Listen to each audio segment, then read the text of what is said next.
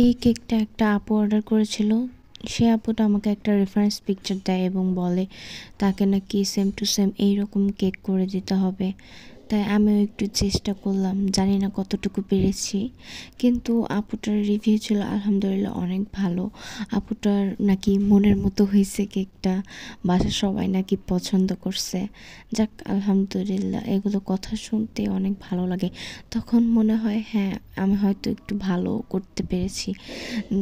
Review আসলে বড় কথা না, তাদের যে ভালো লাগাটা সেটাই আমার কাছে অনেক ভালো লাগে। যাই হোক, কেকটা হচ্ছে 1 পাউন্ডের ভ্যানিলা ফ্লেভারের মধ্যে। এই প্রথম এত কার্টুন দিয়ে কেক করলাম। আমার ভালোই লাগছে কেকটা করতে। কার্টুন দিয়ে ভরা ছিল কেকটা। আপুরা যখন কোনো রেফারেন্স পিকচার দেয়, আমারও সেইটা করতে ভালো লাগে। কারণ দেখা গেল অনেকে বলে যে আপু আপনার মতো করে দেন, তখন আমি অনেক কনফিউশনে পড়ে যাই যে কোন ডিজাইনটা তাকে দিব, তার ভালো লাগবে কি না, এরকম একটা অবস্থায় পড়ে যাই।